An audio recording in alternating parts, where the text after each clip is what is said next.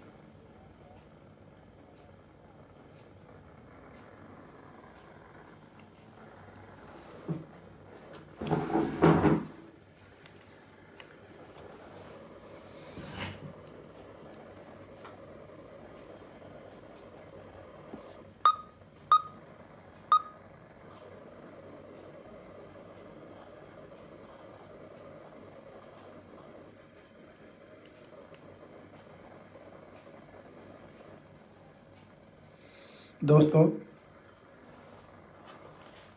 आज के इस 89वें प्रोग्राम में आप सब लोगों का स्वागत है और बहुत बहुत आपका धन्यवाद जिस भाव से आप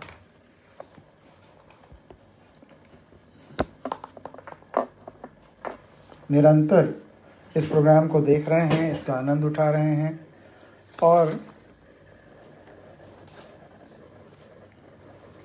इसको ऊंचाइयों पर ले जा रहे हैं। आज के इस अंक में पिछले अंकों के बारे में लोगों की जो राय रही है वह आपके साथ कुछ शेयर करेंगे।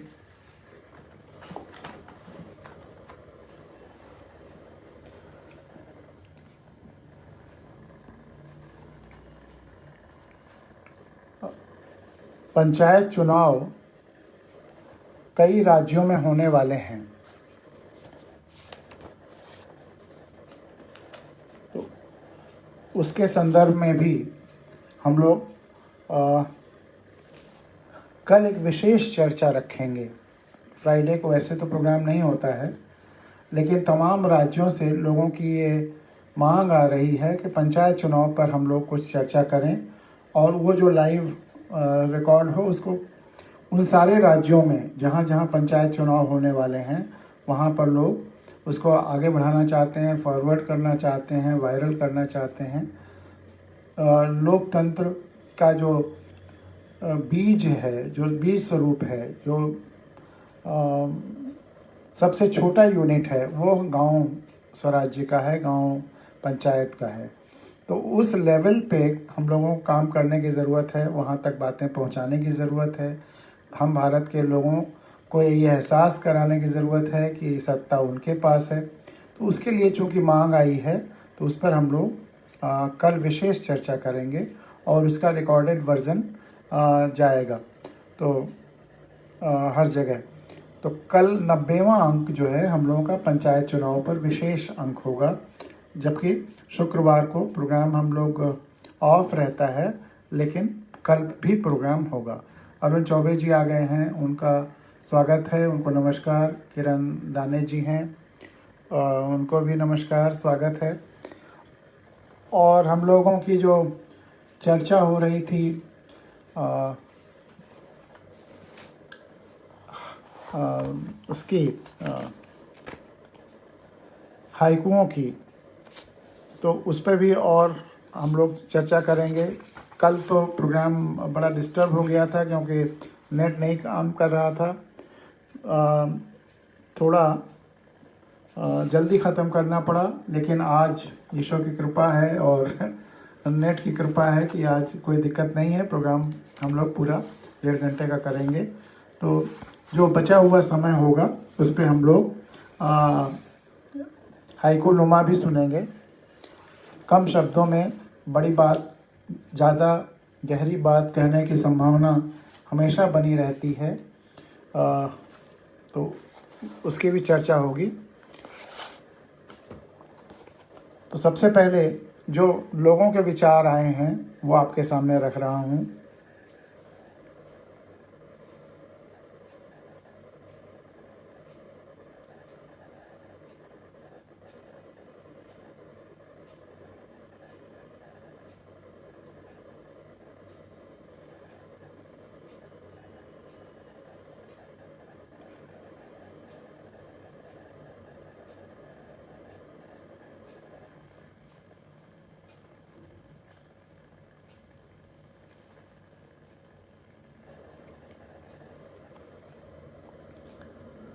धर्मपाल सिंह जी ने 2 प्रोग्रामों के बारे में लिखा है और एक दिन मैंने ये सुनाने जा रहा था, लेकिन देखा कि ईमेल पे ट्रांसफ़र नहीं हो पाया था, तो मैं नहीं उस दिन सुना पाया था। वो आपके सामने रख रहा हूँ।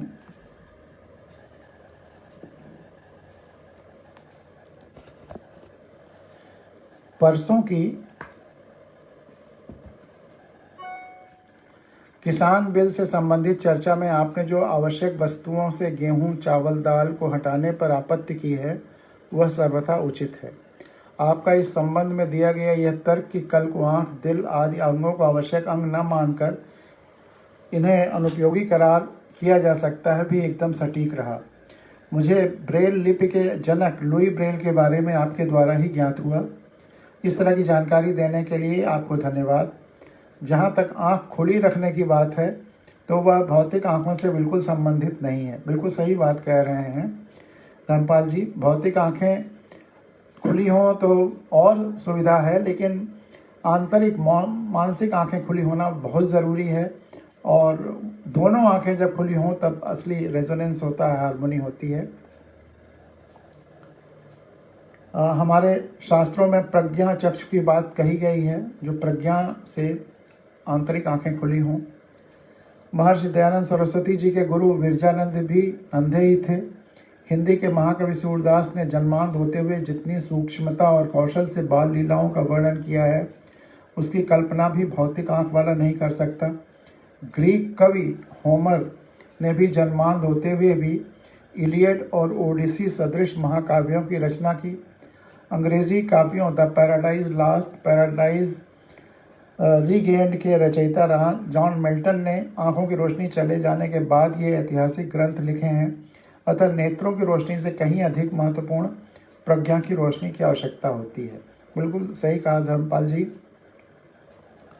आपका ये कहना एकदम सही है कि नेतृत्व करने वाले का सर्वाधिक महत्वपूर्ण गुण है संवेदना। वैसे आज के समय में इसका अभाव होता जा रहा है, जो गंभीर चिंता का विषय है। आपकी अब जो चर्चा महान जननायकों पर केंद्रित हो रही है, वह बहुत ही प्रेरणादायक रहेगी। और ये जननायकों पर जो चर्चा होगी वह इतवार को होगी, अगले 4 इतवारों तक और भी होगी। तो बहुत बहुत धन्यवाद धर्मपाल जी आपके कमेंट्स के लिए। और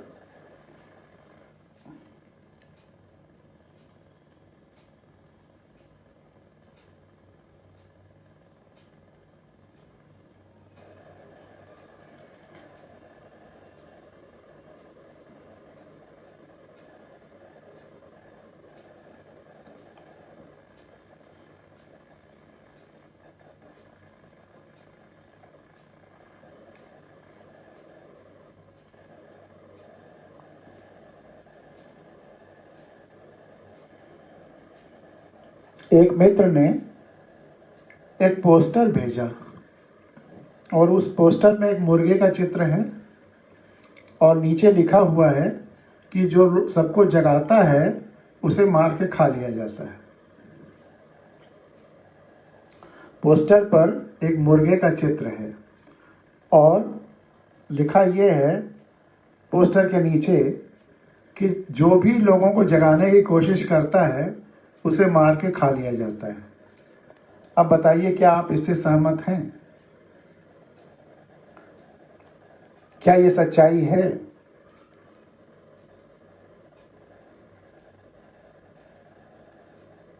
प्रथम दृष्टया पोस्टर को देखकर आपके मन में क्या भाव आता है? एक मुर्गे का चित्र हो और नीचे लिखा हो कि जो भी सुबह ये मुर्गा सबको जगाता है, जो भी सुबह या जो भी लोगों को जगाता है उसे मार के खा लिया जाता है। तो क्या ये मज़ेदार है, सच्चाई बयान कर रहा है या भ्रम फैला रहा है? एक बार फिर हो सकता है आपके सामने भी वो किसी ने भेजा हो नेट पर, उसको देखिएगा। वो चित्र अगर अभी मुझे निकल आया तो मैं दिखा भी दूंगा आपको, लेकिन उसके जो मंतव्य हैं वो कितने खतरनाक हैं और वो एकदम झूठी बात कह रहा है। लेकिन जो लोग नहीं चाहते कि लोगों को जगाया जाए, जागरूक किया जाए, सत्यमेव जयते की बात की जाए, हम भारत के लोग इस देश के मालिक हैं, लोकतंत्र आने के बाद हर देश की जनता वहाँ की मालिक है, ये विचारधारा जो जनता तक नहीं देना चाहते हैं, वह तरह तरह से लोगों को घबराते हैं, लोगों को रोकते हैं कि भाई जन जागरण मत करो, जैसा है वैसा चलने दो। यथास्थितिवाद को प्रमोट करने के लिए इस तरह की बातें ज़्यादातर ऐसे लोग फैलाते रहते हैं, तो उनसे सावधान रहने की ज़रूरत है। बहुत सारे बयान और चित्र जो दिखाते कहते हैं, असलियत और गहराई में वह न कहकर कुछ और कहना चाह रहे होते हैं। जो अपरेंटली सामने से जो दिखाने की कोशिश करते हैं, दरअसल वो होता नहीं है। वो कहना कुछ और का चाह रहे हैं लेकिन कह कुछ और रहे हैं। लोगों के अवचेतन मन मस्तिष्क पर कुछ दूसरा और गहरा असर डालने की कोशिश कर रहे होते हैं। अवचेतन सबकॉन्शियस माइंड पे वो कुछ और असर डालने की कोशिश कर रहे होते हैं। वैसे तो पोस्टर में की गई तुलना ही गलत है। वास्तव में तो पोस्टर में की गई तुलना ही गलत है। लोग तमाम सारे अन्य जानवरों को भी खाते हैं जो नहीं जगाते। मुर्गा ही थोड़ो खाते हैं, बकरी भी खाते हैं, बहुत कुछ खाते हैं जो नहीं जगाते। तो ये कहना कि जो जगाता है उसे खाते हैं, ये खुद अपने में गलत है।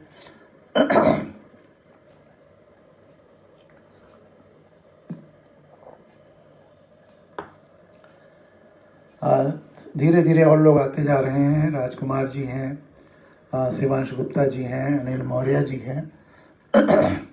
सबका स्वागत है। YouTube पे भी बहुत लोग देख रहे हैं, उनका भी सब स्वागत है। तो वैसे तमाम सारे अन्य उन जानवरों को भी खाते हैं जो नहीं जगाते। तमाम उन लोगों को नहीं मारते और उपकरणों जैसे घड़ी, घंटा आदि अलार्म आप चलाते हैं, उनको नष्ट भी नहीं करते। तो ये कहना कि जो जगाने की कोशिश करते हैं उन्हें मारते हैं, खा जाते हैं, ये कहाँ तक सही है? ऐसे पोस्टर अक्सर ऐसे लोगों द्वारा तैयार किए जाते हैं जो उन लोगों को डराना चाहते हैं जो लोगों को जगाने का काम करते हैं। ऐसे पोस्ट, ये मैंने फिर पोस्ट लिखा उसके जवाब में, उसको फोटो को साथ में देते हुए। पिछले साल ही मैंने लिखा था, 1 साल पहले। फेसबुक ने मेमोरी में उसको निकाला तो इसलिए मैं आपके सामने रख रहा हूँ। कुंवर वीरेंद्र प्रताप सिंह जी भी आ गए हैं, उनका भी स्वागत है। तो ऐसे पोस्टर अक्सर ऐसे लोगों द्वारा तैयार किए जाते हैं जो उन लोगों को डराना चाहते हैं, जो लोगों को जगाने का काम करते हैं कि तुम लोगों को जगाने का काम मत करो, कि तुम लोगों को जगाने का काम मत करो, नहीं तो तुम्हारा नुकसान होगा, झेलना पड़ेगा। पिछले हजारों सालों में सबसे ज़्यादा जन जागरण का काम अगर किसी ने किया है तो जानते हैं किसने किया है? भारत में, हिंदुस्तान में कबीर ने। पिछले हजारों सालों में सबसे ज़्यादा जन जागरण का काम अगर किसी ने किया है तो वह कबीर ने अपने समय के अधिकांश शासकों जो मुसलमान थे और बहुसंख्यक जनता जो हिंदू थी, सभी को जागृत करने का काम किया। जागरण के लिए सभी को खरी खोटी सुनाई, सभी को आईना दिखाते रहे, आजीवन समझौता नहीं किया। हिंदुओं को कहते हैं कि पाहन पूजे हरि मिलें तो मैं पूजूं पहाड़, और ताते ये चाकी भली पीस खाए संसार। वो जो मूर्तियों को पूजते हो पत्थरों की, उससे अच्छा कि तुम ये वो तो निरर्थक हैं, ये जो सार्थक हैं, जो चक्की है जिसमें पीस करके गेहूँ आटा बनाते हो और खाते हो, इससे तो वही भली है, इसका पूजन ज़्यादा अच्छा होगा। तो यहाँ तक कह गए कि पाथर पूजे हर मिले तो मैं पूजूं पहाड़, और ताते ये चाकी भली पीस खाए संसार। और उस समय बादशाह मुसलमान, सत्ता शासन मुसलमान की, मुगलों की, और उसके बाद भी वो कहते हैं कि कांकर पाथर जोड़ के मस्जिद बनी, मस्जिद लई बनाए, और तापर मुल्ला बांग दे, क्या बहरा हुआ खुदा है। या इन दोनों ने राह न पाई, सबको खुलेआम चैलेंज करते हैं, एक एक बात पर चैलेंज करते हैं। और मजे की बात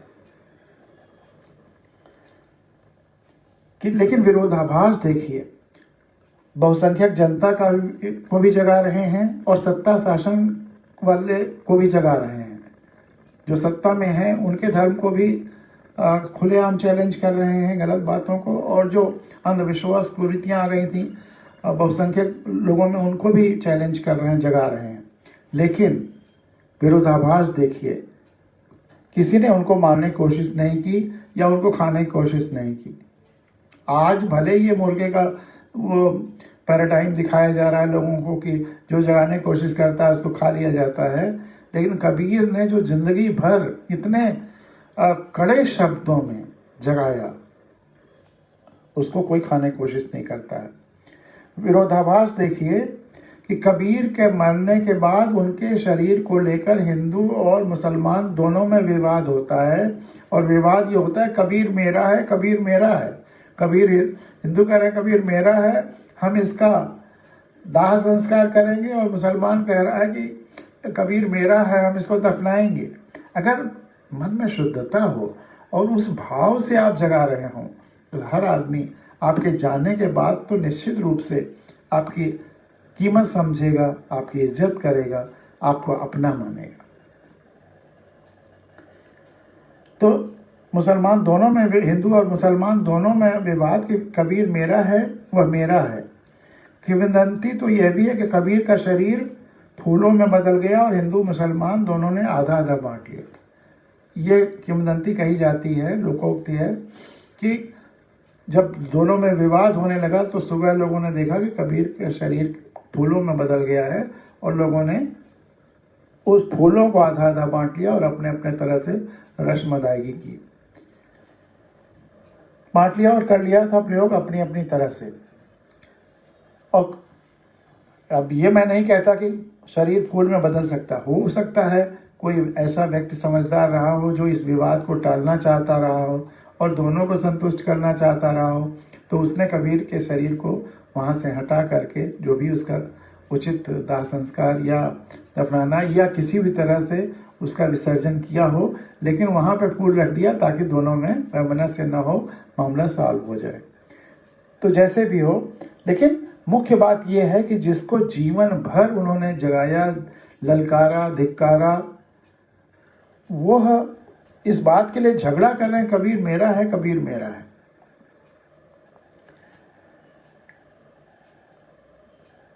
तो आजीवन अहर्निश जन जागरण के बाद भी, आजीवन लगातार जन जागरण के बाद भी कबीर को समाप्त करने की इच्छा किसी के मन में पैदा नहीं हुई। कबीर को समाप्त करने की इच्छा किसी के मन में पैदा नहीं हुई। कबीर के मरने के बाद भी सभी धर्म और जात के लोग रो रहे हैं, क्योंकि कभी एक क्षण के लिए भी कबीर के मन में किसी के प्रति पक्षपात या राग द्वेष का भाव नहीं आया। समग्र दृष्टि रही। संपूर्ण मानवता, पूरी धरती, पूरी प्रकृति, पूरी सृष्टि व संपूर्ण ब्रह्मांड से संवेदनात्मक जुड़ाव महसूस करते हुए जीते रहे और बोलते रहे। कभी किसी खांचे में नहीं रहे, कभी किसी सीमित दायरे में नहीं रहे, कभी किसी एक वर्ग के हित के लिए नहीं बोले। तो वह जब विराटता होगी तो कोई भी व्यक्ति, उस इंडक्शन वाला असर होगा, जो भी आपको फिर जानने की कोशिश करेगा वो थोड़ा असीमित होने लगेगा और विरोध उसके मन में नहीं आएगा। अधिकांश जन जागरण का विरोध इसीलिए होता है क्योंकि जन जागरण करने वालों की दृष्टि उतनी समग्र, विराट और सर्वव्यापी नहीं होती। जो जन जागरण करते हैं, अगर हम व्यक्तिगत लोगों के लिए जन जागरण करें या सीमित दृष्टि के लिए जन जागरण करें या किसी एक वर्ग के हित के लिए जन जागरण करें या केवल आदमियों के हित के लिए जन जागरण करें, तो हमारा विरोध होगा, दूसरे जीव जंतु वनस्पतियाँ विरोध करेंगे। लेकिन अगर हम सबके लिए, कोई व्यक्ति सबके लिए, संपूर्ण सृष्टि के लिए, पूरी धरती के लिए, पूरे ब्रह्मांड के लिए जुड़ाव और संवेदना बताने सिखाने की बात करता है, जो वैचारिक संकीर्णता है उससे लोगों को ऊंचे उठाने की कोशिश करता है, तो उसका कभी विरोध नहीं हो सकता। निश्चित है कि उसका कभी विरोध नहीं हो सकता। तो अधिकांश जन जागरण का विरोध इसीलिए होता है क्योंकि जन जागरण करने वालों की दृष्टि उतनी समग्र, उतनी विराट और सर्वव्यापी नहीं होती। कबीर के बारे में मैं अपनी एक हाइकू, चूँकि हाइकू की बात ही हो रही है, बता करके अपनी बात ख़त्म करूँगा। मैं हूँ कलम, मैं हूँ कलम, कबीर के लिखने के बारे में, कबीर के लेखन के बारे में, उनकी रचना प्रक्रिया के बारे में, उनकी रचनात्मकता के बारे में। मैं हूँ कलम सार्वभौमिक और या एवं, मैं हूँ कलम सार्वभौमिक एवं इकोलॉजिकल, मैं हूँ कलम सार्वभौमिक और इकोलॉजिकल। तो ये कबीर को समर्पित था। और हम लोग किसी न किसी एक बड़े व्यक्तित्व की चर्चा करते हैं, वर्तमान, अक्सर तो वर्तमान की, लेकिन कभी कभी पुराने ज़माने की। तो ऐसे ही एक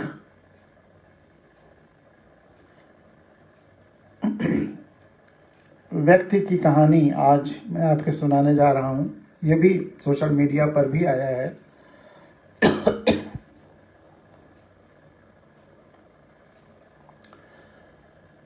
अभी 31 दिसंबर को जब हम लोग पुराने साल को फेयरवेल और नए साल का वेलकम की तैयारी कर रहे थे, तभी उनका शरीरांत हो गया और उन्हें याद करना ज़रूरी है, इसलिए मैं उनके बारे में आज आपके सामने रखना चाहता हूँ।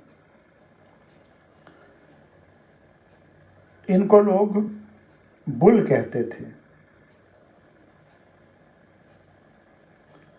और वो मिस्टर बुल अपने डिफेंस के, आर्मी के बहुत बड़ी पर्सनालिटी थे और जिन्होंने एकदम ठंडे देश क्षेत्रों को के डिफेंस के लिए, जहाँ पे -49-50 तक टेम्परेचर चला जाता है, वहाँ कितना काम किया है और कितनी रक्षा की है देश की, हम सोच भी नहीं सकते। तो उनके बारे में मैं आपको आज बताना चाहूँगा। तो एक एक बैल की कहानी, एक बुल की कहानी, और उनका नाम भी अभी आता है। 1950 का साल था। प्रभाकर जी को नमस्कार। वो लिख रहे हैं, कबीर पर आपकी बात बहुत गंभीर और प्रासंगिक है, साधुवाद स्वीकारें। प्रभाकर जी, आप हमारा साधुवाद स्वीकारें। आप रेगुलर आते हैं और नेट की तमाम दिक्कतों के बावजूद, पारिवारिक परेशानियों के बावजूद आप रेगुलर देखते हैं। तो और 4:45 से आप इंतज़ार करने लगते हैं। तो हम सब जितने लोग हैं इस प्रोग्राम को सुनने वाले, सब आपको साधुवाद देते हैं और आपको नमन करते हैं।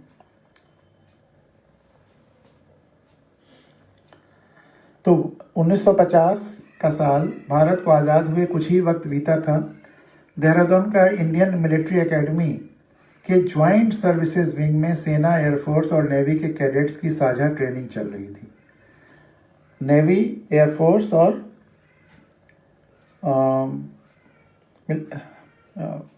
सेना, तीनों की, ग्राउंड आर्मी, आर्मी, एयरफोर्स और नेवी के कैडेट्स की साझा ट्रेनिंग चल रही थी, क्योंकि उस वक्त तक खड़गवासला में नेशनल डिफेंस एकेडमी पूरी तरह बनकर तैयार नहीं हुई थी। जो देहरादून की इंडियन मिलिट्री एकेडमी है, आपको आश्चर्य होगा, मैं भी वहाँ करीब 1 महीने तक मेरी भी ट्रेनिंग हुई है। और बाकायदा वो जो ट्रेनर थे,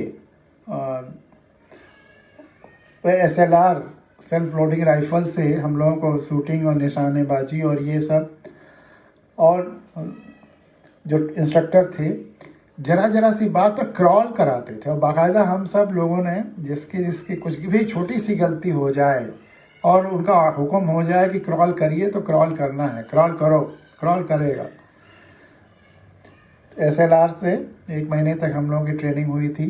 और चांस की बात है, या शायद मेरा निशाना एकदम हमारे और सब साथियों में सबसे अच्छा भी था। और कैसे वहाँ ट्रेनिंग हुई, मैं इंडियन फॉरेस्ट सर्विस की ट्रेनिंग कर रहा था। और इंडियन फॉरेस्ट सर्विस का कैंपस इंडियन फॉरेस्ट एकेडमी का, जो FRI फॉरेस्ट रिसर्च इंस्टीट्यूट और IMA दोनों अगल बगल हैं। तो 3 ट्रेनिंग फॉरेस्ट सर्विस की IMA में, इंडियन मिलिट्री एकेडमी में होती है। जैसे वेपन ट्रेनिंग, हॉर्स राइडिंग और स्विमिंग, 3 ट्रेनिंग मिलिट्री एकेडमी में हम लोग की होती है।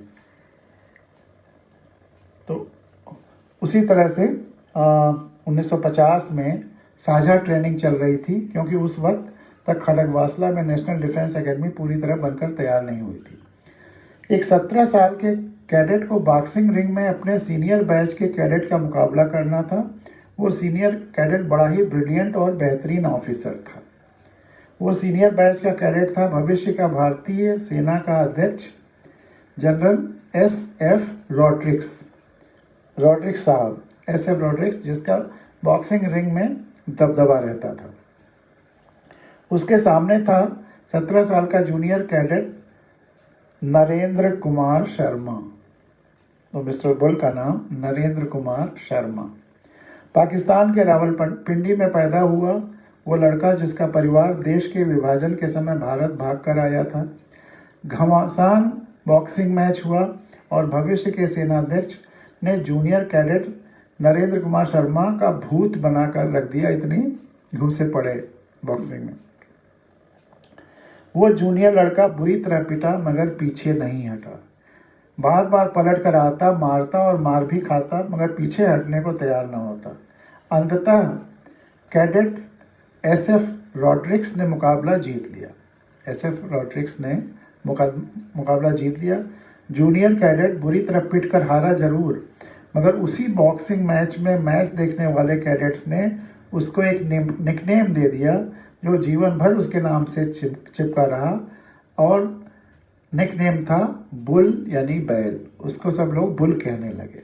उसके इस ताकत और बार बार आकर के कोशिश करने के उस चीज़ को देख के देश का एक हीरो चुपचाप दुनिया से चला गया। अननोन अनसन बहुत कम लोगों को मालूम है कि नरेंद्र कुमार बुल आखिर थे कौन। अभी 31 दिसंबर 2020 को वह दुनिया छोड़ के हम लोग छोड़ के चले गए।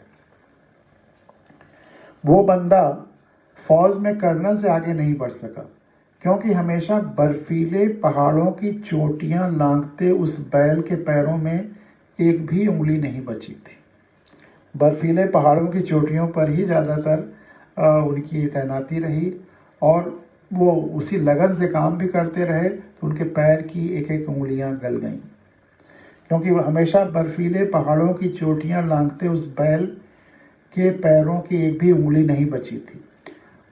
उनके लगातार मिशन चलते रहे, सारी उंगलियां गलकर गिर गईं, अपंग हुए, मगर उनके मिशन नहीं रुके, वो काम करते रहे। आज अगर भारत देश सियाचिन ग्लेशियर पर बैठा है, अगर भारत ग्लेशियरों की ऊंचाइयों का मास्टर है, एक एक रास्ते का जानकार है और पाकिस्तान को सियाचिन से दूर रखने में कामयाब रहा है, तो उसका श्रेय मात्र एक व्यक्ति को जाता है और वे हैं कर्नल नरेंद्र कुमार शर्मा, यानी नरेंद्र बुल कुमार शर्मा। उन सुनसान बर्फीले ग्लेशियरों पर शून्य से, मैं तो 50 कह रहा था, 60 डिग्री माइनस तापमान में अपने देश की खातिर बुल ने न जाने कितने अभियानों का नेतृत्व किया। नक्शे बनाए, उस दुर्गम क्षेत्र की एक एक जानकारी हासिल की। उनके नक्शे फोटोग्राफ भारत के ग्लेशियर पर विजय का आधार स्तंभ बने। इलाके में विदेशी पर्वतारोही अभियानों और पाकिस्तानी दखल की जानकारी भारत और दुनिया को दी। उन रास्तों का पता लगाया, उनकी स्थिति नक्शे फोटोग्राफ जहां से पाकिस्तानी सियाचिन पर कब्जा करने की ताक में थे, वह सब अपने सैनिकों को, अपने मिलिट्री को, अपने सरकार को दिया। यही वजह थी कि सरकार ने ऑपरेशन मेघदूत, जिसके जरिए सियाचिन पर कब्जा किया था, उस ऑपरेशन की जिम्मेदारी नरेंद्र बुल कुमार की अपनी रेजिमेंट यानी कुमायूं रेजिमेंट को दी थी। पूरा देश नरेंद्र कुमार बुल का ऋणी है, जिन्होंने अपने शरीर के अंगों को बर्फ में गलाकर सालों साल दुर्गम ग्लेशियरों में बिताकर असंख्य चोटियों पर पर्वतारोही अभियानों में फतह हासिल की, जो सही मायने में फादर ऑफ सियाचिन ग्लेशियर कहलाने के हकदार हैं, जो सही मायने में फादर ऑफ सियाचिन ग्लेशियर कहलाने के हकदार हैं।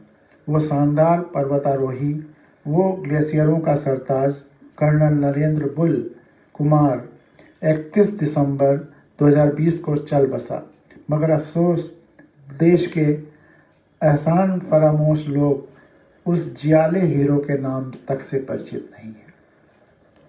देश का हीरो एक नायक गुमनामी में रहकर ही चल बसा। हम देशवासी की ओर से, हम भारत के लोगों की ओर से, इस आयोजन की ओर से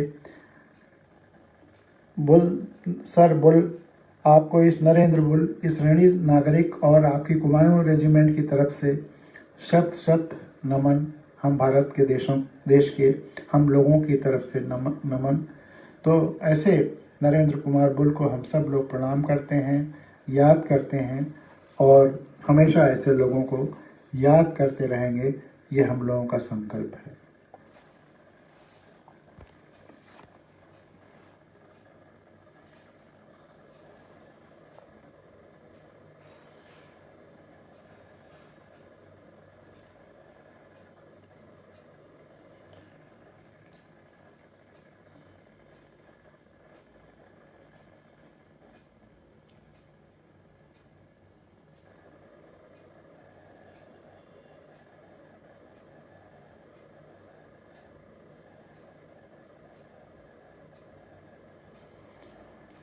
एक और बहुत महत्वपूर्ण चीज़ है जिस पर हम लोगों को चर्चा करना चाहिए।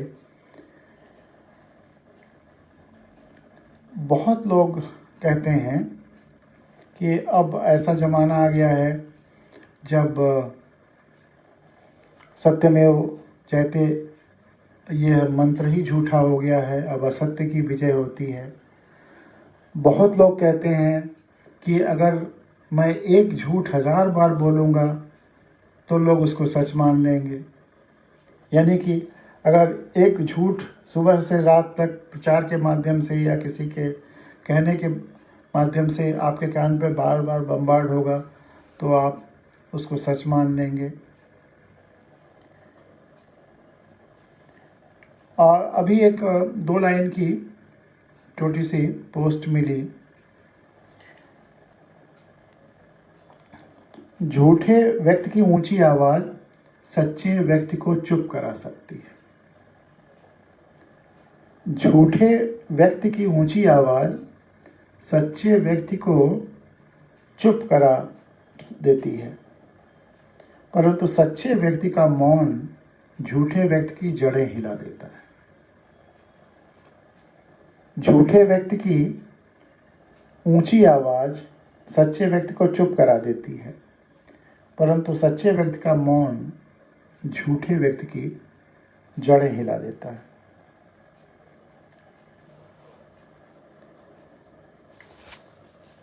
लेकिन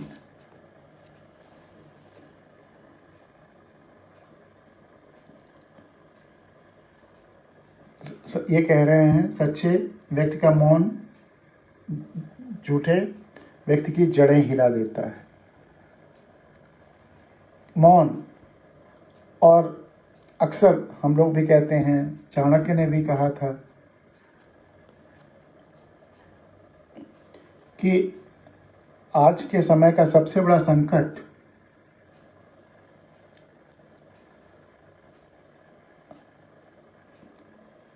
गलत लोगों की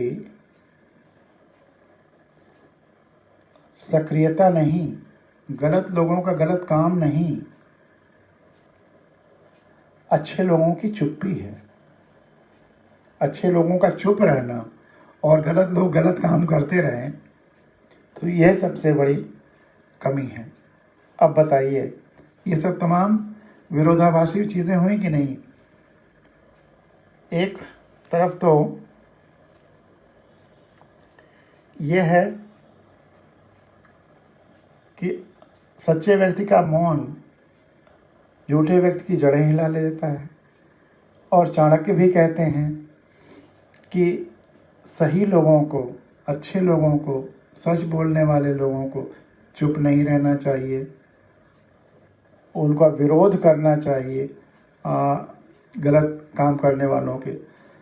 सच्चे लोग, अच्छे लोगों की निष्क्रियता ऐसे लोगों को और प्रमोट करती है और व्यवस्था को और गड़बड़ करती है। कितने तरह के शेड्स हैं। और तुलसीदास ने एक चौपाई लिखी है कि मुनि के कृपा श्राप से भारी, अपने आप जाहि अपकारी। मुनि के कृपा श्राप से भारी, अपने आप जाएं अपकारी। अपने आप वह विध्वंस हो जाएंगे, नष्ट हो जाएंगे, अपकारी। मुनि कौन है? जो मौन रहे वो मुनि है। लगातार मौन रहना, उन्हीं को मुनि कहा जाता है। तो मुनि के कृपा श्राप से भारी, अपने आप जाएं अपकारी। तो कहाँ एक कोई कह रहा है कि अगर मैं एक झूठ 1000 बार बोलूँगा तो सब लोग उस पर विश्वास कर लेंगे। कहाँ मुनि के कृपा श्राप से भारी, अपने आप जाएं अपकारी। कहाँ कहा जा रहा है कि नहीं, सज्जनों को बोलना पड़ेगा, चुप, उनकी चुप्पी से और जो दुर्जन हैं वो और सक्रिय होते चले जाएंगे। उनकी दुर्जनों की सक्रियता से उतना नुकसान नहीं है जितना कि सज्जनों की निष्क्रियता और चुप्पी से है। तो क्या करना चाहिए? मौन रहने से ही वो नष्ट हो जाएंगे या बोलना पड़ेगा? वही बात, गांधारी, आंखें बंद करने से ही सब नष्ट हो जाएंगे, ये सब गड़बड़ियाँ मिट जाएंगी, या आंखें खोलना पड़ेगा? तो ये बहुत बड़ा प्रश्न है और इस पर आज चर्चा मैंने सोचा किया जाए कि है क्या।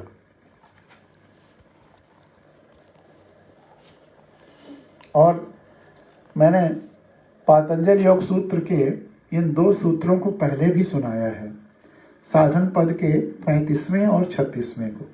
आज फिर आपके सामने इस संदर्भ में चर्चा कर रहा हूँ कि आखिर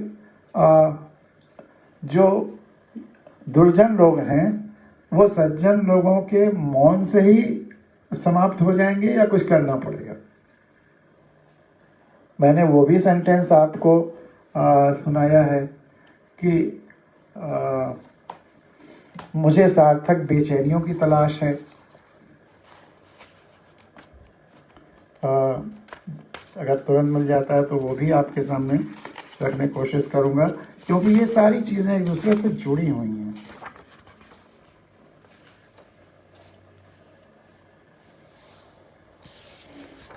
हाँ, ये भी मैंने आपको सुनाया, लेकिन इस संदर्भ सब एक दूसरे से जुड़ा हुआ है तो इसलिए फिर सुना रहा हूँ, क्यों अच्छा विषय है।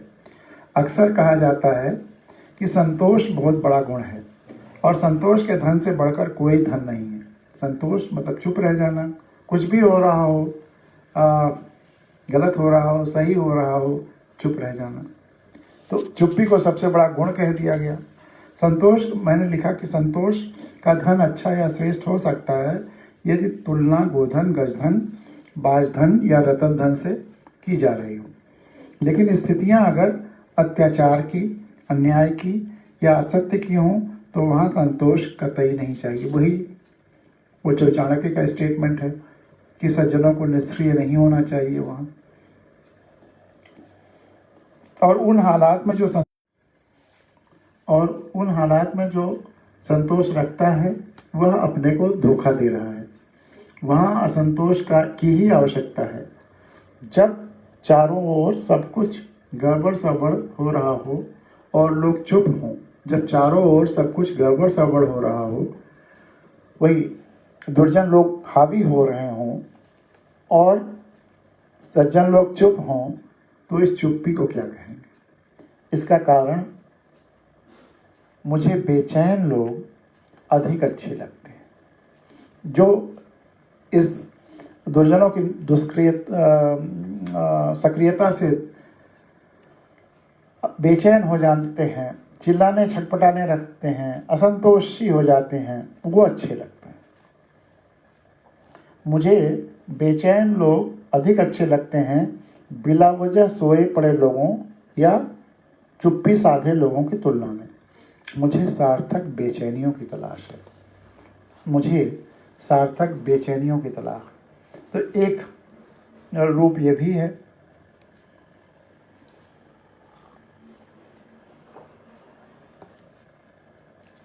और पातंजलि योग सूत्र में, जैसा मैंने कहा, 35वां जो सूत्र है साधन पद का, वो उसमें है अहिंसा प्रतिष्ठायाम तत्सन्निधो वैर त्याग। अहिंसा प्रतिष्ठायाम तत्सन्निधो वैर त्याग। भीतर अहिंसा के प्रतिष्ठित हो जाने पर उसके निकट सब प्राणी अपना स्वाभाविक वैर भाव त्याग देते हैं। भीतर अहिंसा के प्रतिष्ठित हो जाने पर उसके निकट सब प्राणी अपना स्वाभाविक वैर भाव त्याग देते हैं। अर्थात जो अहिंसा निष्ठ होता है, जो सच्चे रूप में सिद्ध अहिंसक होता है, उसके पास जो भी जाता है वह अहिंसक हो जाता है। उदाहरण के लिए गौतम बुद्ध के पास अंगुलिमाल आया और बुद्ध का सानिध्य पाते ही, स्पर्श पाते ही वह अहिंसक हो गया, भिक्षु हो गया, साधु हो गया। और 36वां जो साधन पद का वह है श्लोक, सत्य प्रतिष्ठायां क्रिया फलाश्रयत्वम, सत्य प्रतिष्ठायां क्रिया फलाश्रयत्वम।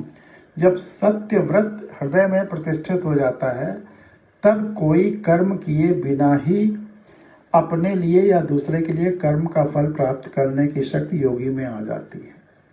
जब सत्य व्रत, सत्य सध जाता है, जब सत्य हृदय में प्रतिष्ठित हो जाता है, तब कोई कर्म किए बिना ही अपने लिए या दूसरे के लिए कर्म का फल प्राप्त करने की शक्ति योगी में आ जाती है। तब वह जो कुछ कहता है वह सत्य हो जाता है। अर्थात जो सत्यनिष्ठ होता है, जो सत्य में स्थित होता है, वह जो भी बोलता है या सोचता है या उसको करने की जरूरत नहीं पड़ती, जो भी बोलता है या सोचता है वह सत्य हो जाता है। तो जो सत्य की साधना, जो सत्यनिष्ठ हो जाता है। तो ये दो सूत्र भी हैं और ये वैज्ञानिक सूत्र हैं, बिल्कुल भौतिकी या मैथमेटिक्स के सिद्धांतों की तरह सच हैं। इस दूसरे सूत्र में जो सत्य को साध लेता है, वो जो भी कहता है वो सत्य हो जाता है। इसी से वरदान और श्राप की शक्ति भी आ जाती है कि वो जो कहेगा वो सच हो जाएगा। तो किसी के बारे में अगर श्राप देगा तो वो भी सच हो जाएगा, और वरदान देगा तो वो भी सच हो जाएगा। इसके दो कारण हो सकते हैं। एक तो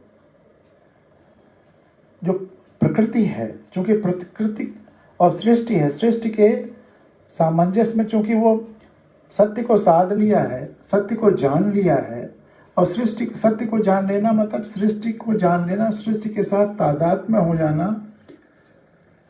जैसे मैं बार बार कहता हूं कि हम सब उस विराट जीवंत शरीर, जिसे ईश्वर कहते हैं, जो संपूर्ण ब्रह्मांड, सृष्टि, समय, सब कुछ उसमें शामिल है, वो जो विराट स्वरूप ईश्वर दिखाते हैं, हम सब उसके जीवंत अंग हैं।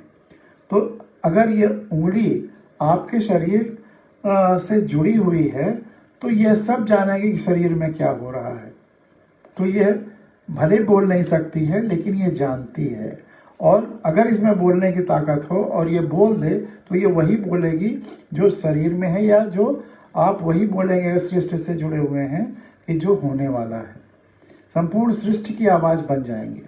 जैसे कबीर के बारे में मैंने कहा कि सार्वभौमिक कलम है, इकोलॉजिकल है, तो वैसे ही आप सार्वभौमिक चीज़ों को जान लेंगे, और इसलिए आप जो बोलेंगे, जो होने वाला है वही बोलेंगे। एक तो यही है कि जो दुष्ट है उसके साथ कुछ बुरा होने ही वाला है, और आप उसको जान करके कह देंगे कि और ये होगा कि आपने श्राप दिया और हो गया। इसी तरह से किसी के साथ अच्छा होने वाला है, आप उसे देख रहे हैं और आप वही बोलेंगे, कहा जाएगा कि आपने वरदान दे दिया और हो गया।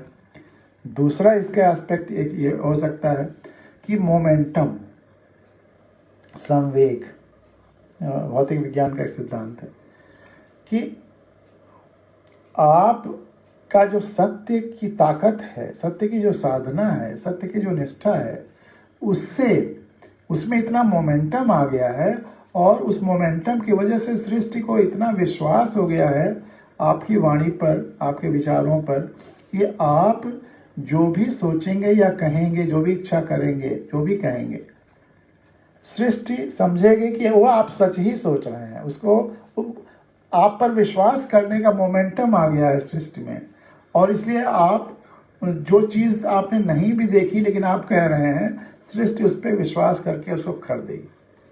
तो एक ये भी है।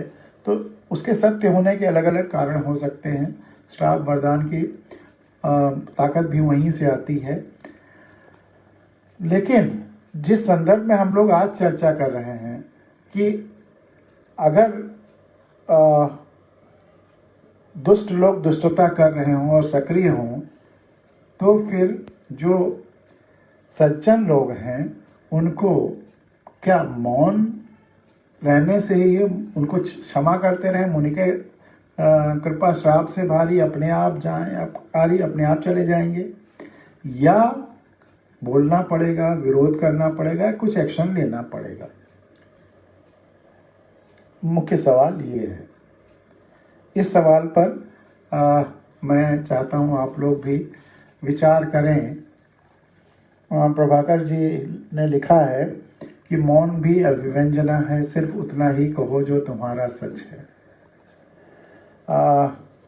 ये भी आगे की लाइन है, ये भी उसी परंपरा में, जैसे मैंने तमाम सारे पॉइंट ऑफ व्यू आपके सामने रखे, लेकिन सज्जनों की चुप्पी से क्यों नहीं, या सज्जनों के संतोष से क्यों नहीं अपकारी नष्ट हो जाते हैं, और उन्हें चुप ही रहना पड़ेगा या बोलना पड़ेगा? सवाल ये है।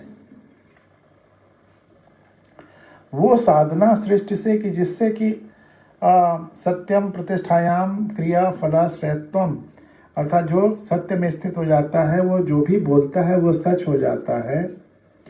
वह साधना धरती पर 100,000 साल में एकाध बुद्ध पैदा होते हैं, और फिर उनकी इच्छा से ही उनकी जो बोलेंगे वो हो जाएगा।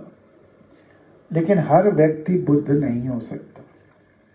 अगर कोई बुद्ध है तो वह, उसकी कृपा से भी अपकारी नष्ट हो जाएंगे या परिवर्तित हो जाएंगे।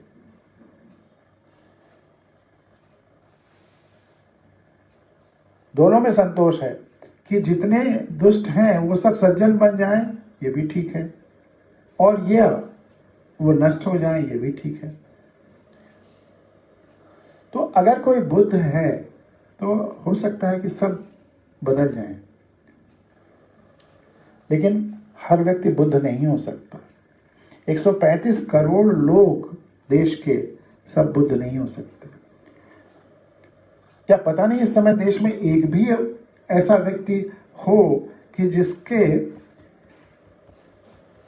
बस सोचने से सारे, जो वो सोचे कि अब व्यवस्था बहुत अच्छी हो जाए, सब लोग खुशहाल हो जाएं और हो जाए, ऐसा तो कोई दिखता नहीं। अगर उतनी साधना सत्य की नहीं है, तब फिर दूसरा रास्ता यही है, आम आदमी की तरह से अगर हम सब लोग हैं, आम आदमी की तरह से अगर हम सब लोग हैं, तो फिर बोलना पड़ेगा। तब मुनि बनने से काम नहीं चलेगा, तब संतोष करने से काम नहीं चलेगा। तब हम सबको विरोध करना पड़ेगा, बोलना पड़ेगा, काम करना पड़ेगा, और अच्छे लोगों को, सज्जनों को आगे बढ़ाने की कोशिश करनी पड़ेगी, उन्हें व्यवस्था में लाने की कोशिश करनी पड़ेगी, और उन्हें आगे बढ़ाने की कोशिश करनी पड़ेगी।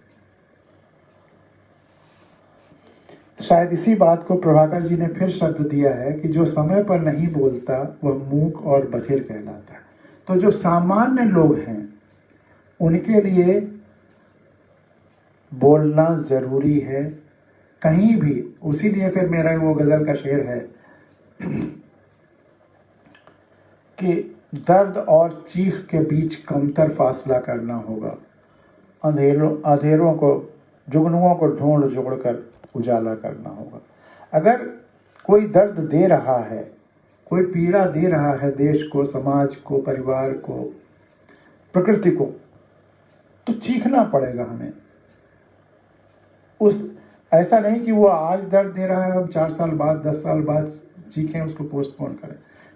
दर्द, जैसे ही ये दर्द महसूस हो, देखें आप, चाहे संवेदना के द्वारा, चाहे वेदना के द्वारा, अगर आप दर्द महसूस कर रहे हैं तो आपको जल्दी से जल्दी चीखना पड़ेगा। एक आम आदमी की बात मैं कह रहा हूँ, एवरेज 135 करोड़ लोगों की बात कर रहा हूँ, उन लोगों की बात नहीं कर रहा हूँ जो बुद्धत्व को प्राप्त हैं। लेकिन अगर बुद्धत्व को कोई आज प्राप्त होता इस देश में, तो उसके महज सोचने से या बोलने से सब कुछ ठीक हो जाता। अगर नहीं हो रहा है तो इसका मतलब है कि अभी कोई बुद्ध नहीं है, अभी कोई ऐसा व्यक्ति इस धरती पर भारत में तो नहीं है कि जो सत्य में इतना स्थित हो गया हो कि वह जो भी बोले वह सच हो जाए, या वो इतना अहिंसा उसने इतना नहीं साध ली है कि जो जो उसके पास आता जाए अहिंसक होता जाए। तो ऐसी स्थिति में एक आम व्यक्ति के लिए, आम हम भारत के लोगों के लिए बोलना ज़रूरी है, चीखना ज़रूरी है, सही आदमी को आगे बढ़ाना ज़रूरी है और सही आदमी को वोट देना ज़रूरी है कि वही हमारी सबसे बड़ी आवाज़, 5 सालों में जो हमारी सबसे प्रखर और शक्तिशाली आवाज़ होती है वह हमारा वोट है, जिसके माध्यम से हम तय करते हैं कि कौन हमारा प्रतिनिधि होगा, चाहे विधानसभा में, चाहे लोकसभा में, चाहे गांव पंचायतों में, चाहे नगर निकाय के चुनाव में। और जैसा मैंने कहा कि 8-10 प्रदेशों में गांव पंचायतों के चुनाव होने वाले हैं, उसमें हमको सजग भागीदारी करनी होगी। हम किसी न किसी गांव से जुड़े हैं, हम किसी न किसी गांव में जाते हैं या हमारे परिचित जुड़े हुए हैं, या कोई हम जहां रहते हैं उसके आसपास कोई गांव हो, वहां जाकर लोगों को शक्तिशाली बनाइए, लोगों को बताइए कि आप गांव के मालिक हैं और जो सबसे अच्छा है उसको चुनिए। हमारा संविधान यही चाहता है। उन गांवों के उदाहरण दीजिए जिन्होंने पिछले 2015 के यूपी के चुनाव में अच्छे लोगों को चुना और वो गांव खुशहाल हो गया। उनको ये बताइए कि कोई भी प्रधान आप किसी को भी चुनेंगे, फैसला सारे गांव के लोगों को मिलकर करना है और प्रधान को केवल उसको इम्प्लीमेंट करना है। प्रधान केवल फैसिलिटेटर है, डिसीजन मेकिंग तो पूरे गांव के लोगों की बैठकों में होना चाहिए। और अगर प्रधान ऐसा नहीं करता है तो अगर आपने गलत चुन भी लिया तो निकाल सकते हैं। यह सारी बातें आपको प्रधान को लगातार बताना, अब सारे गांव के लोगों को बताना होगा। ये बात ही अगर हर गांव तक पहुंच जाए तो ये माइक्रो लेवल पर परिवर्तन आएगा। पिछली बार आया था क्योंकि वहाँ पर हर व्यक्ति एक दूसरे को जानता है। एक गांव पंचायत के चुनाव में मुश्किल से 1000-2000 वोटर होते हैं, सब एक दूसरे को जानते हैं, इसलिए वहाँ प्रचार जो भी खर्च किया जा रहा है निरर्थक है, गैर ज़रूरी है। वहाँ जो भी खर्चा किया जा रहा है गैर ज़रूरी है। आप वहाँ लोगों को बताइए कि जो भी कोई खर्चा कर रहा है वह कई गुना कमाने के लिए, व्यापार करने के लिए खर्चा कर रहा है, नहीं तो चाय भी पिलाने की क्या ज़रूरत है। लोग खुद आपको जिताएंगे अगर आप अच्छे हैं, और वह प्रयोग सफल हो चुका है, इसलिए आगे होने वाला है। और गांव पंचायतों का चुनाव निरर्थक नहीं है। गांधी जी तो कहते थे कि गांव स्वराज्य सबसे उनका सपना था, सबसे खुशहाल बनाने की जो सबसे लगभग आत्मनिर्भर यूनिट हो सकती है वह गांव पंचायत हो सकती है, गांव सभा हो सकती है।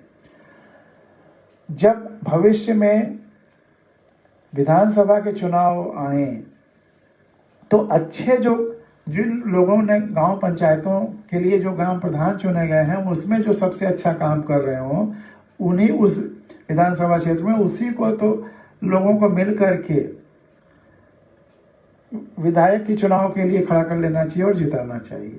और इसी तरह से जो अच्छा विधायक एक क्षेत्र में सेवा कर रहा हो, काम कर रहा हो लोगों के लिए, उसी को लोकसभा में भेजना चाहिए। इसमें भी प्रमोशन, जो अच्छा काम कर रहा हो जनता उसको वोट दे, प्रमोट करे, इसमें भी प्रमोशन सिस्टम होना चाहिए।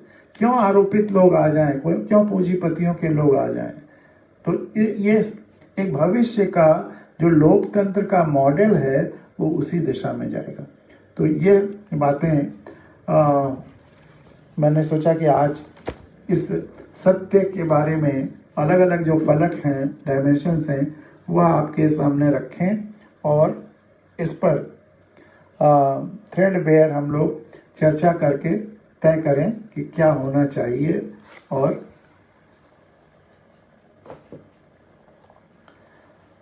और इसके बाद अब कुछ हाइकू और आपके सामने रखता हूँ। हाइकू नुमा या हाइकू जो भी कहिए, 6:15 के करीब हो रहा है, तो 15-20 मिनट हाइकुओं को आपके सामने रखता हूँ। आज खुशी की बात है कि नेट भी अच्छा चल रहा है और प्रोग्राम में कोई डिस्टर्बेंस, माइक भी अच्छा चल रहा है, तो प्रोग्राम में कोई डिस्टर्बेंस नहीं है। आगे के लिए माइक की दिक्कत दूर हो जाएगी क्योंकि एक नया माइक भी ले रहा हूँ और इस माइक को रिपेयर भी करा ले रहा हूँ, तो एक अल्टरनेटिव भी रहेगा। और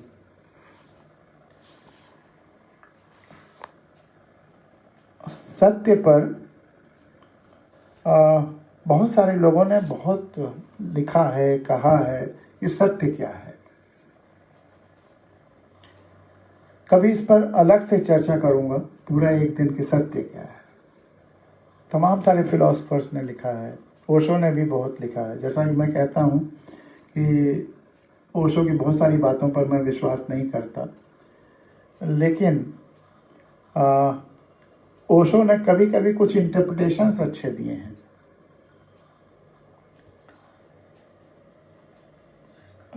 एक छोटी सी कहानी ओशो के द्वारा कही गई है सत्य पर, वो आपके सामने रख करके फिर उस पर आता हूँ, हाइकुओं पर या हाइकुनुमाओं पर। वैसे ओशो का ये लेख बहुत लंबा चौड़ा है, ये प्रवचन, लेकिन एक कहानी मतलब वैसे तो इसमें 3-4 एपिसोड्स हैं, लेकिन एक कहानी मुझे अच्छी लगी तो आपके सामने रखने का, क्योंकि हम लोग सत्य पर ही चर्चा कर रहे थे। तो सत्य जानना ज़रूरी कि सत्य है क्या, फिर आपको लगेगा कि सत्य तो हार सकता ही नहीं। एक सम्राट ने जंगलों में गीत गाते एक पक्षी को बंद करवा लिया। एक सम्राट ने जंगलों में गीत गाते एक पक्षी को बंद करवा लिया। गीत गाना भी अपराध है अगर आसपास के लोग गलत हों। गीत गाना भी अपराध है अगर आसपास के लोग गलत हों। उस पक्षी को पता भी नहीं होगा कि गीत गाना भी परतंत्रता बन सकती है। उस पक्षी को पता भी नहीं होगा कि गीत गाना परतंत्रता बन सकती है। आकाश में उड़ते और वृक्षों पर बसेरा करने वाले उस पक्षी को यद्यपि सम्राट ने सोने के पिंजड़े में रखा था, यद्यपि सम्राट ने सोने के पिंजड़े में रखा था, उस पिंजड़े में हीरे जवाहरात लगाए थे, करोड़ों रुपए का पिंजड़ा था वह, लेकिन जिसने खुले आकाश की स्वतंत्रता जानी हो, लेकिन जिसने खुले आकाश की स्वतंत्रता जानी हो, उसके लिए सोने का क्या अर्थ, हीरे मोतियों का क्या अर्थ। जिसने अपने पंखों से उड़ना जाना हो और जिसने सीमा रहित आकाश में गीत गाए हों, जिसने अपने पंखों पर उड़ना जाना हो, पंखों से उड़ना जाना हो, जिसने सीमा रहित आकाश में गीत गाए हों, उसके लिए पिंजड़ा चाहे सोने का हो चाहे लोहे का बराबर है। वह पक्षी बहुत सिर पीट पीट कर रोने लगा, लेकिन सम्राट और उसके महल के लोगों ने समझा कि वह अभी भी गीत गा रहा है। सम्राट को क्या पता कि रोने और गाने का गीत अलग अलग हो सकता है। कुछ लोग सिर पीट कर रोते हैं, लेकिन जो नहीं जानते वो यही समझते हैं गीत गाया जा रहा है। वह पक्षी बहुत हैरान था, बहुत परेशान था। फिर धीरे धीरे सबसे बड़ी परेशानी तो उसे मालूम होने लगी। उसे डर हुआ कहीं ऐसा तो नहीं हो जाएगा कि पिंजड़े में बंद रहते रहते मेरे पंख उड़ना ही भूल जाएं। सबसे खतरनाक स्थिति। कारागृह और कोई बड़ा नुकसान नहीं कर सकता, एक ही नुकसान कर सकता है कि पंख उड़ना भूल जाए। सरकारी नौकरी में यही होता है ना, कि मुनव्वर राना का एक शेर मैं फिर कोट कर रहा हूँ कि कुछ ऐसे फूल थे जो जंगलों में सूख गए, कुछ ऐसे फूल हैं जो फाइलों में सूख गए। सरकारी नौकरियों में कितने सपने और कितने पंख लेके लोग आते हैं, लेकिन सबके पंख उड़ना भूल जाते हैं और सपने धराशायी हो जाते हैं। तो वह चिड़िया की वो दुख की बात है कि उस पक्षी को एक ही चिंता थी कि कहीं ऐसा ना हो कि खुले आकाश के आनंद की स्मृति ही मुझे भूल जाए और मेरे पंख उड़ना ही भूल जाए। फिर एक दिन पिंजड़े से मुक्त भी हो गया तो क्या होगा? अगर पंख उड़ना भूल गए तो फिर मुक्ति बेकार हो जाएगी, क्योंकि स्वतंत्रता केवल वे ही जानते हैं जिनके प्राणों में स्वतंत्रता का अनुभव और आनंद है। अकेले स्वतंत्र होने से ही कोई स्वतंत्रता को नहीं जान लेता है। स्वतंत्र ठप्पा लग जाने से नहीं होगा। अगर वो खुले आकाश में उड़ नहीं पाया, उसके सपने उड़ नहीं पाए, तो फिर उसकी स्वतंत्रता का क्या अर्थ है। अगर हम आज़ाद हो गए और जाने ही नहीं कि अब हम मालिक हैं, अब हम पिंजरे में नहीं हैं किसी के, और अब हम सपने देख सकते हैं देश की भलाई के, अपने भलाई के, प्रकृति के, तो हमारी आज़ादी का क्या मतलब है। इसीलिए तो हम लोगों का ये पूरा अभियान है कि लोग जाने कि अब कोई पिंजरा नहीं है जिसमें आप कैद हैं। अब हम भारत के लोग देश के मालिक हैं। अकेले खुले आकाश में छूट जाने से ही कोई स्वतंत्र नहीं हो जाता।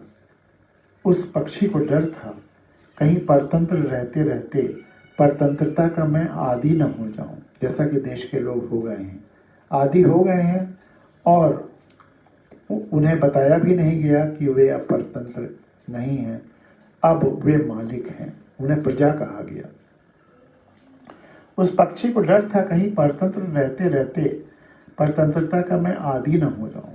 वो बहुत चिंता में था कि कैसे मुक्त हो सकूं। एक दिन सुबह एक फकीर को गीत गाते उस पक्षी ने सुना। एक दिन एक फकीर को गीत गाते उस पक्षी ने सुना। फकीर गीत गाता था, जिन्हें मुक्त होना है उन्हें एक ही रास्ता है और वो रास्ता है सत्य का। जिन्हें मुक्त होना है उनके लिए एक ही रास्ता है और वह रास्ता है सत्य का। जिन्हें स्वतंत्र होना है उनके लिए एक ही द्वार है और वह द्वार है सत्य। और जिन्हें मुक्त होना है, स्वतंत्र होना है, उनके लिए एक ही द्वार है और वह द्वार है सत्य का। और सत्य क्या है? उस फकीर ने अपने गीत में कहा कि सत्य वह है जो दिखाई पड़ता है, जो जैसा है वैसा ही देखना। जैसा दिखाई पड़ता है उसे वैसा ही देखना, वैसा ही जानना, वैसा ही जीने की कोशिश करना, वैसा ही अभिव्यक्त करना सत्य है। अंधविश्वास से, किसी की कही सुनी बात से ऐसा नहीं, अपनी खुली आंखों से और खुले मन से जो जैसा है, जो जैसा दिखाई पड़ता है, या अगर वो आंखों के बियॉन्ड है तो फिर प्रज्ञा चक्षु से, जैसा कि धर्मपाल जी ने बताया था, लेकिन वैसा देखना, वैसा ही अभिव्यक्त करना सत्य है। और जो सत्य को उपलब्ध हो जाते हैं वे मुक्त हो जाते हैं, और जो सत्य को उपलब्ध हो जाते हैं वे मुक्त हो जाते हैं। अपनी शक्तियों को जानना भी सत्य है। ईश्वर ने हमें किस विलक्षणता के साथ धरती पर भेजा है उसे जानना, अपनी शक्तियों को जानना, और फिर उस शक्तियों को पूरी सृष्टि के हित के लिए लगा देना, यही मुक्ति है, यही मोक्ष है, यही तो मेरी परिभाषा है। वे मुक्त हो जाते हैं। उसके गीत का यह अर्थ सड़कों पर गाते हुआ गुजरता था। मनुष्यों ने तो नहीं सुना, लेकिन उस पक्षी ने सुन लिया। मनुष्यों ने नहीं सुना उसके गीत का अर्थ, उन्होंने कोई कोशिश नहीं की सत्य को जानने की या मुक्त होने की, लेकिन उस पक्षी ने सुन लिया, क्योंकि पक्षियों को भी खुले आकाश का अनुभव है। मनुष्यों को तो खुले आकाश का सारा अनुभव भूल गया, मनुष्यों को तो अब खुले आकाश का पूरा अनुभव भूल गया, क्योंकि पक्षियों को भी अपने पंख उड़ने के लिए हैं ये पता है, क्योंकि पक्षियों को भी अपने पंख उड़ने के लिए हैं ये पता है। मनुष्य को तो पता ही नहीं कि उसके पास भी पंख हैं और वह भी उड़ सकता है किसी आकाश में। सुना तो मनुष्यों ने भी, फकीर की बात सुना तो मनुष्यों ने भी, लेकिन वे नहीं सुन पाए, सुन करके भी नहीं सुन पाए। सिर्फ सुनने से कुछ नहीं सुन पाया, कोई नहीं सुन पाता। अकेले सुनने से अगर आदमी सुन लेता होता तो अब तक सारे मनुष्य कभी को मुक्त हो गए होते। महावीर भी चिल्लाते रहे, बुद्ध भी चिल्लाते हैं, क्राइस्ट भी चिल्लाते हैं, कृष्ण भी चिल्लाते हैं, सुनता कौन है? वह फकीर गांव में चिल्लाता रहा, सुना एक पक्षी ने, आदमियों ने नहीं। और उस पक्षी ने उसी दिन सत्य का एक छोटा सा प्रयोग किया। और उस पक्षी ने उसी दिन सत्य का एक छोटा सा प्रयोग किया। सम्राट महल के भीतर था, कोई मिलने आया था। पहरेदारों से सम्राट ने कहलवाया कि कह दो कि सम्राट नहीं है। उस पक्षी ने चिल्लाकर कहा कि नहीं, सम्राट महल में हैं। और यह सम्राट ने ही कहलवाया है कि पहरेदारों से कि कह दो मैं महल में नहीं हूँ। सम्राट तो बहुत नाराज हुआ। सत्य से सभी लोग नाराज होते हैं अक्सर, क्योंकि सभी लोग असत्य में जीते हैं। अधिकांश लोग असत्य में ही जीते हैं। और वे जो सम्राट हैं, चाहे सत्ता के, चाहे धन के, चाहे धर्मों के, जिनके हाथों में किसी तरह की सत्ता है, वे तो सत्य से बहुत नाराज होते हैं, क्योंकि सत्ता हमेशा असत्य के सिंहासन पर विराजमान होती रही है राजतंत्र तक। लोकतंत्र एक यात्रा है सत्ता पर सत्य को पहुंचने की, और जियोक्रेसी में वो संपूर्णता में पहुंचेगी। इसीलिए सत्ताधिकारी सत्य को सूली पर चढ़ाने की भी कोशिश करते हैं, क्योंकि सत्य अगर जीवित रहे तो सत्ताधिकारियों की सूली बन सकता है। सम्राट ने कहा, इस पक्षी को तत्क्षण महल के बाहर कर दो। सम्राट ने कहा कि इस पक्षी को तत्क्षण महल के बाहर कर दो। महलों में सत्य का कहाँ निवास? महलों में सत्य का कहाँ निवास? वृक्षों पर बसेरा हो सकता है, लेकिन महलों में बसेरा सत्य के लिए बहुत कठिन है। वह पक्षी निकालकर बाहर कर दिया गया, लेकिन उस पक्षी को तो मन की मुराद मिल गई। वह आकाश में नाचने लगा। उसने कहा, ठीक है, ठीक कहा था उस फकीर ने कि अगर मुक्त होना है तो सत्य एकमात्र द्वार है। अगर मुक्त होना है तो सत्य एकमात्र द्वार है। वह पक्षी तो नाचता था, लेकिन एक तोता एक वृक्ष पर बैठकर रोने लगा और कहा, पागल पक्षी, तू नाचता है सोने के पिंजरे छोड़कर।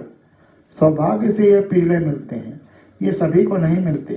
पिछले जन्मों के पुण्यों के कारण मिलते हैं। हम तो तरसते थे उस पिंजरे के लिए, लेकिन तू ना समझ, पिंजरों में ही रहने की कला होती है। पिंजरों में रहने की भी कला होती है। पिंजरे में रहने की पहली कला यह है कि मालिक जो कहे वही कहना। पिंजरे में रहने की पहली कला यह है कि मालिक जो कहे वही कहना। मत सोचना कि वह सच है या झूठ।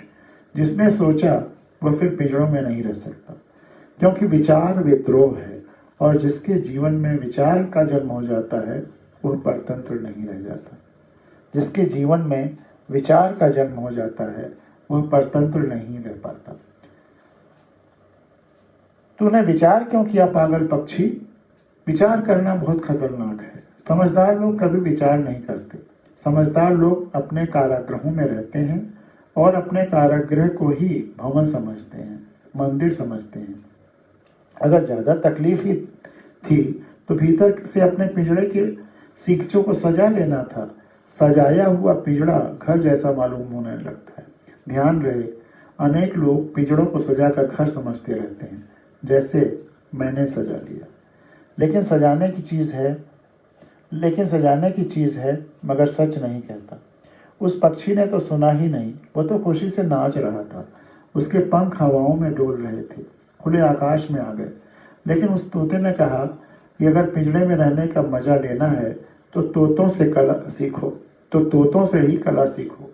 हम वही कहते हैं जो मालिक कहते हैं। हम कभी नहीं कहते जो सच है। हम इसकी चिंता नहीं करते कि सत्य क्या है। हम तो कहते हैं जो मालिक कहता है, यही हमको सच है। मालिक क्या करता है यह नहीं कहना है। अपनी आंख से देखना नहीं, अपने विचार से सोचना नहीं, मालिक की आंख से देखना और मालिक के विचार से सोचना। तोता यह सब चिल्लाता रहा और खुले पिंजड़े से जहाँ से पक्षी छूट गया था, तोता जाकर भीतर बैठ गया। पिंजड़े को द्वारपाल ने बंद कर दिया। और इस तरह से एक कहानी का एक छोटा अंश आपके सामने रखा। एक दो लाइनें और हैं उसको भी। वह तोता अब भी उस महल के पिंजड़े में है। अब वही करता है कहता है जो मालिक कहते हैं। वह सदा वहीं बंद रहेगा, क्योंकि मुक्त होने का एक ही रास्ता है, सत्य। और तोते और सब कुछ बोलते हैं, लेकिन सत्य कभी नहीं बोलते। और तोते तो ठीक ही हैं, यहाँ आदमियों में भी तोतों की इतनी बड़ी तादाद है जिनका कोई हिसाब नहीं। ये तोते भी वही बोलते हैं जो मालिक कहते हैं। हजारों साल से ये वही बोलते चले जाते हैं जो मालिक कहते हैं। शास्त्रों के नाम पर तोते बैठ गए हैं, संप्रदायों के नाम पर तोते बैठ गए हैं, मंदिरों के नाम पर तोते बैठ गए हैं। सारी दुनिया, सारी आदमियत तोतों की आवाज़ से परेशान है। उन्हीं की आवाज़ सुन सुनकर सब धीरे धीरे, हम सब भी धीरे धीरे तोते हो जाते हैं और हमें पता भी नहीं रहता कि खुला आकाश भी है, हमारे पास पंख भी हैं, आत्मा भी है और मुक्ति भी है। तो ये कुछ अंश थे ओशो के जो मुझे अच्छे लगे, इसलिए आपके लिए सुना दिया। और कुछ हाइकू और सुनाते हैं 10-12, उसके बाद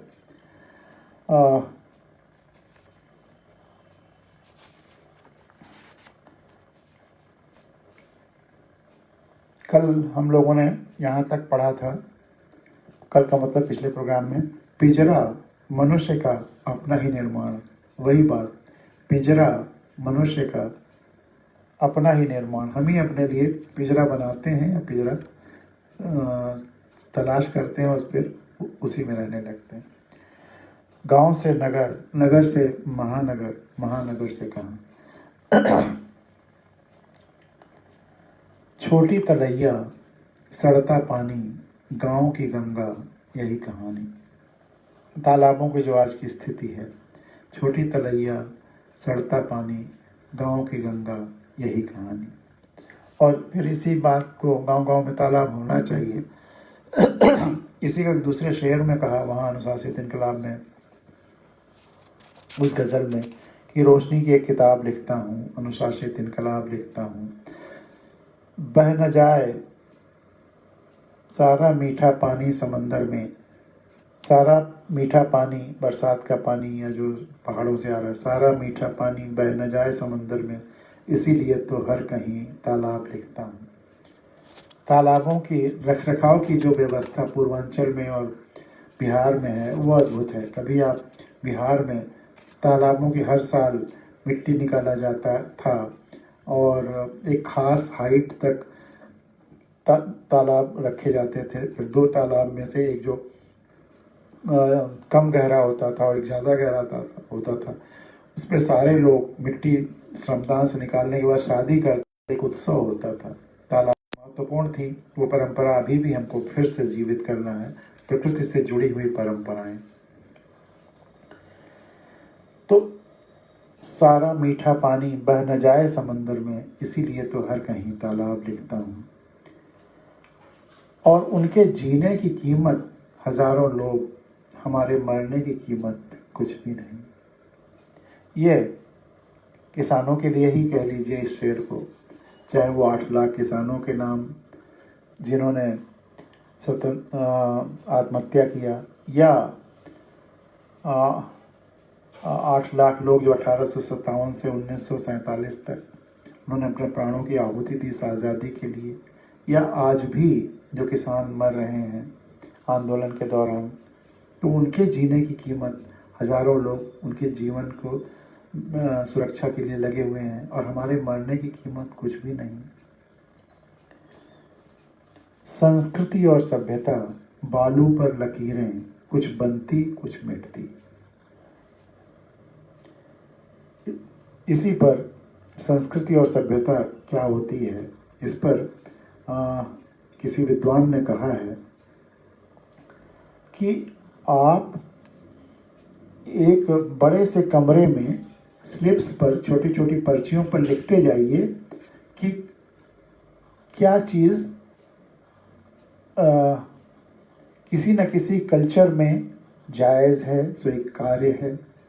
धरती पर इतनी सारी संस्कृतियां हैं, इतनी सारी परंपराएं हैं, तो वो सब चीज़ें जो जायज़ हैं उनको लिखते जाइए, ये जो सही हैं उनको लिखते जाइए, जो स्वीकार्य हैं उनको लिखते जाइए, जो अच्छी मानी जा रहे हैं उनको लिखते जाइए, और फिर उनमें से वो एक एक पर्ची वो निकालते जाइए जो कहीं ना कहीं किसी अन्य संस्कृति में अस्वीकार्य है।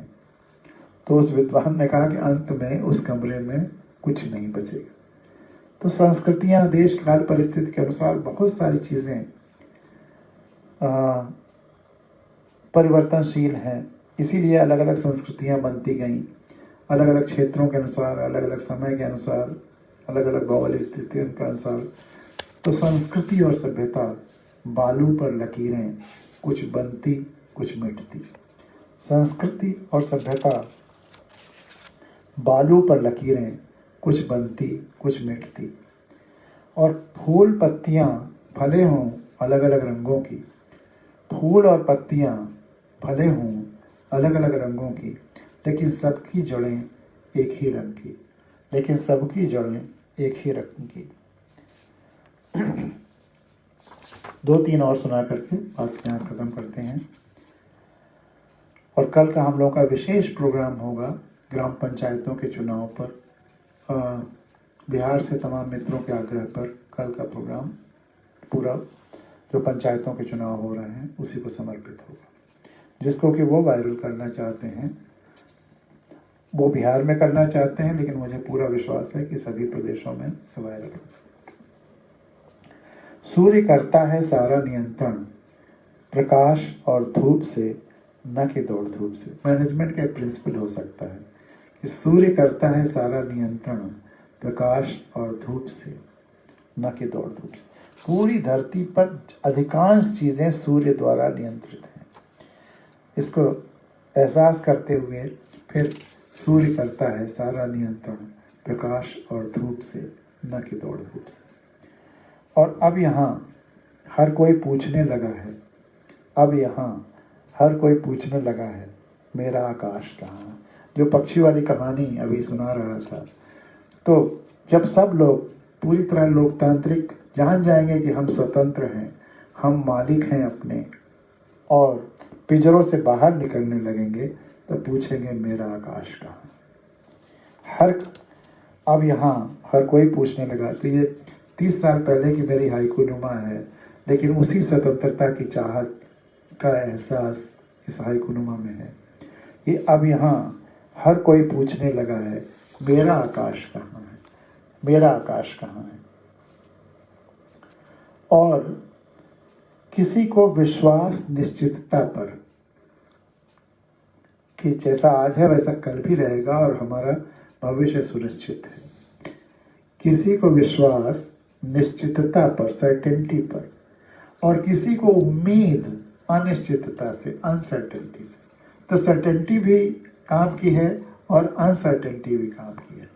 किसी को विश्वास निश्चितता पर और किसी को उम्मीद अनिश्चितता से, अनसर्टेनिटी से।